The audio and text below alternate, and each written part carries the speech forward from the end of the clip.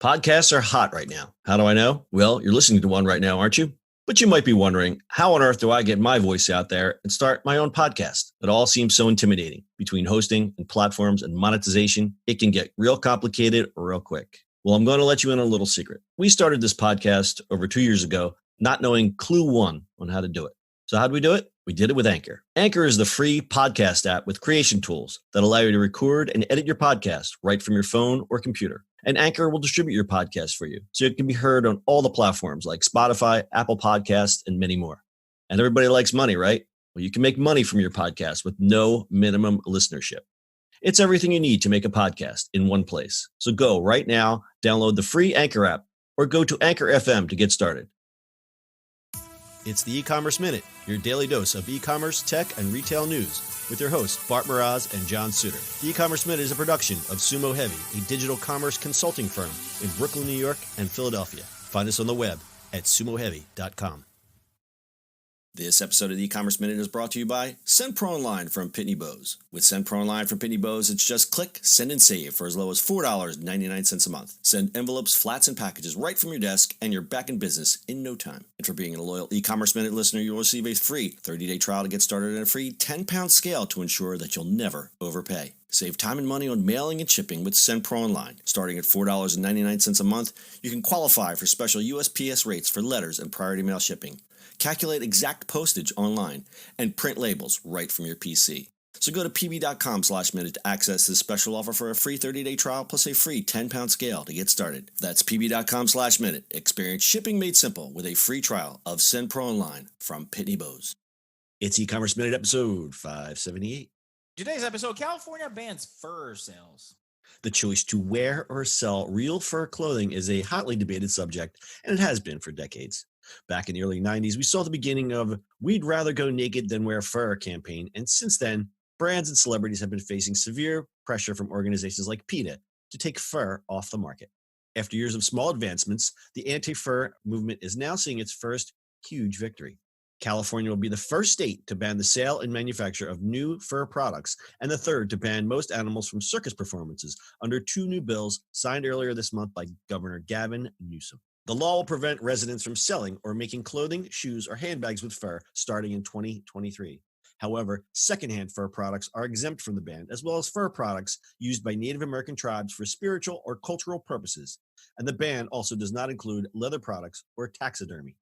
Under the new California law, there is a fine of up to $1,000 for multiple violations. The ban follows Newsom's previous legislation that makes California the first state to outlaw fur trapping and aids bans on sales of fur in Los Angeles and San Francisco. This new bill could be a huge blow to the fur industry that makes products from animals like mink, chinchillas, rabbits, and other animals. According to the most recent data available from the Fur Information Council, that is a real thing, the U.S. retail fur industry brought in $1.5 billion in sales in 2014. That damn FIC. You know what I mean? What's that? The damn FIC. The damn FIC. Coming at him again. Those kids, I wouldn't have got away with it without more for the damn FIC.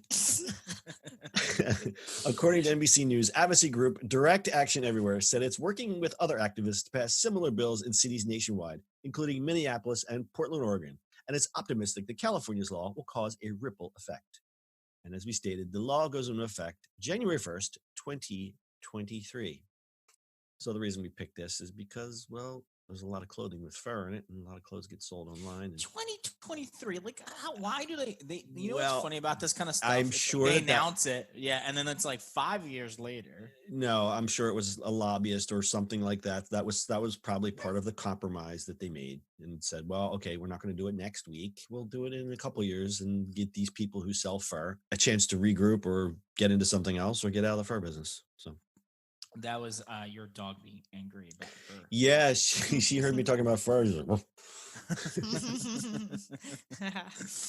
I think it's a good thing. I mean, I thought fur was kind of not in style anymore. So that actually kind of surprised me as well when I looked at some of the numbers here. I didn't think that fur was actually a quote unquote fashionable thing anymore. Same. Except for, I mean, I could imagine people who live in colder climates and fur being, animals and fur being more readily available than any other, synthetic thing to keep you warm. But apparently it is still widely used in fashion. I don't know anybody that wears fur. But You know where they get you? They get you with like things like Canada Goose jackets, where you're not like literally wearing fur, but they're literally made from like animals and like fur-lined Uggs collars, like and stuff like stuff that. like That's that. where Who they needs get you. geese? Come on. The I don't think it's the geese part. I know. The No. I ecosystem get it. somewhere. The funny thing is, you just heard Brittany go. I did. I gasped. I gasped. That You're would be welcome. my surprise. You're welcome, people. Untitled Goose is very mad at you people right now. Oh, God. I'm sorry, I was joking. That was really funny. Yeah, I mean, there's a lot more fur and non-synthetic stuff in clothing than we think there is, right? Right. It's just so unnecessary for fur not to be banned at this point, in my opinion. Like, we should just not be killing animals for clothing anymore if we don't have to. Yeah, I mean, there is also synthetic leather, but I've read things about synthetic leather that it's environmentally isn't much better than real leather. But then when you take into account the suffering part of it, then obviously synthetic will always win. It's a strange thing, you know. Our ancestors, and I'm not talking about your grandparents. I'm talking about our ancestors going back, thousands of years. You used what you had from the land to make what you needed to eat, to clothe yourself, to do what you need to do, to build your house, to do whatever. Our society has evolved in such a way that we don't live like that anymore. People don't live from the land. We don't, Right. and it's a very strange thing that now that we look at this as like, what do you mean you're wearing a fur coat? But it's science and technology and society has advanced in such a way that it's unnecessary. Leave the animals alone. I mean, I don't Right. know. And because, I mean, like the hugest issue about like this whole thing is that because it's like done so en masse, like to make like hundreds of coats and stuff like that, it's like over time, the ways in which we got this fur from animals became more and more humane in order to be mass produced over the years. So it got like worse and worse conditions for the animals and stuff like that. Same with like farming for food, like the conditions, just because they have to do it on such a large scale at this point, like it's so bad for the animals, and they just do it as quick as possible, which obviously doesn't mean that they're going to have painless deaths and stuff like that, which is like the true issue of it all. How depressing. Can't they get little scissors and just cut the hairs off? That's what I say. Like there has to be a better way. There's got to be a better way. But there's not. And so the poor cute little minks suffer. Really turned into a depressing topic today. Yeah, it sucks. The fur industry is depressing. It sucks. And I'm happy about this California law. Yeah, and I would probably see other progressive states follow suit. I wouldn't expect the entire country to follow behind this. That'll never happen. Right. But any little progress is progress. But I think haven't a lot of the high fashion houses moved away from making things with leather, with fur? I know they still use it's also leather. expensive for them, I think. Right.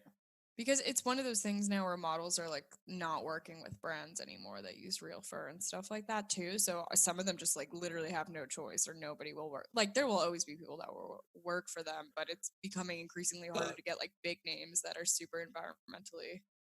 I would say the ones that buy the $5,000 pocketbooks are going to be the ones that have to say, not the models, Brittany. But I know, but a lot of them like won't walk in fashion shows for those designers that use fur.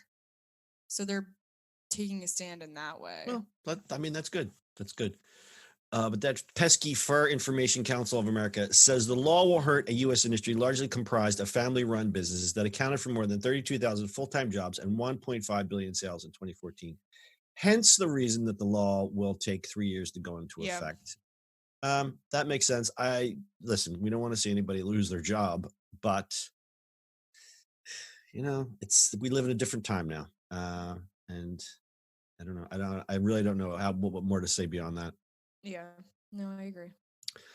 So we have a note here, though. Unlike plant-based meat, animal fur doesn't have a synthetic alternative that's safer for the environment. Most faux furs are made of plastic, which usually isn't biodegradable.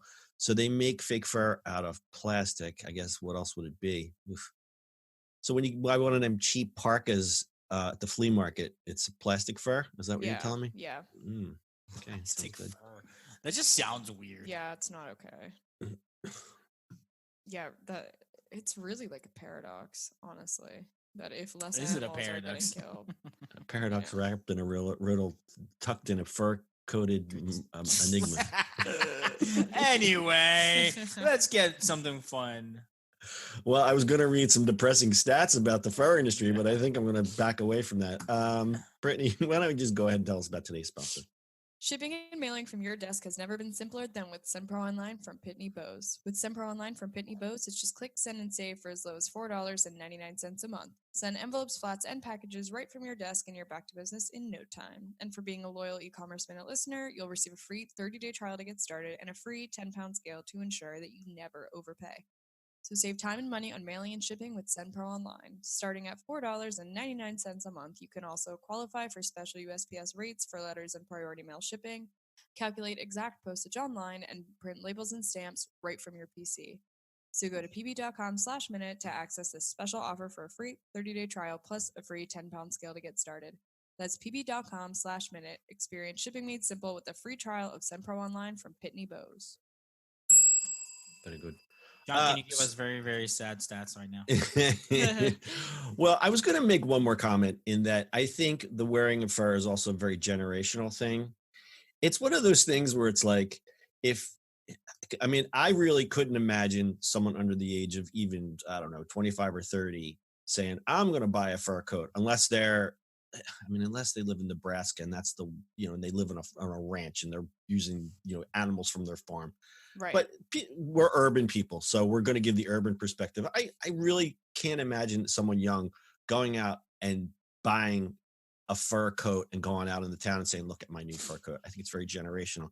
And I think that's one of the reasons why you could take a law like this and wait a couple years to pass it, because the people who are going to be up in arms are going to be, I hate to be like this, but there's going to be less and less of them. There's going to be less pushback. I knew that's what you were. I know. I was waiting for him to just go. They're just going to die.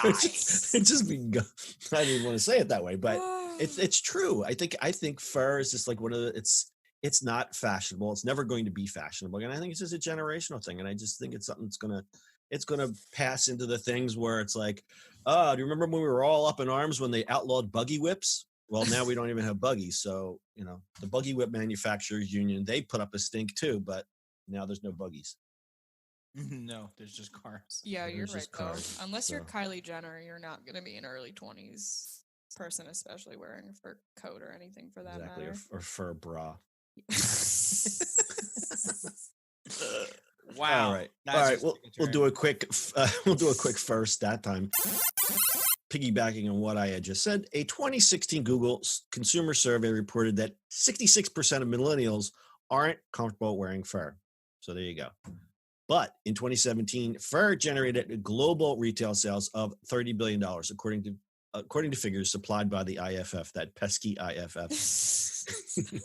So pesky.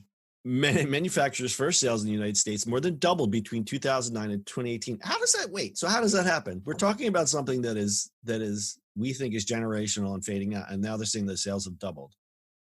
Wait, there has to be like something like we're missing something. I think we're missing something. I think fur is being used in other places that we are not aware of. Yeah, exactly. And like sneakier fur sneakers. So the stat is fur sales in the United States more than doubled between 2009 and 2018 from 219 million to 531 million, a increase of 141.6%. Maybe we're wrong about this whole No, honestly, I think it's probably Canada Goose. Like I'm telling you, like Canada Goose probably makes up so many numbers in fur. That's a lot of fur trimmed collars there, dear. Well, Britt, you now have to do research. Yeah, I know. Britt's in charge of a follow-up study on the fur. Coming soon. And the Fur Commission reported more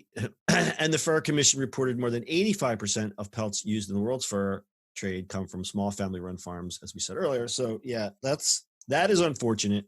We don't want to see the farming community affected like that, but it is what it is. And I'll just give one final stat. A report by an engineer at the Ford Motor Company calculated that the amount of energy needed to make a real fur coat from farmed animals, accounting for 85% of world production, is 66 times that needed to make a fake fur coat.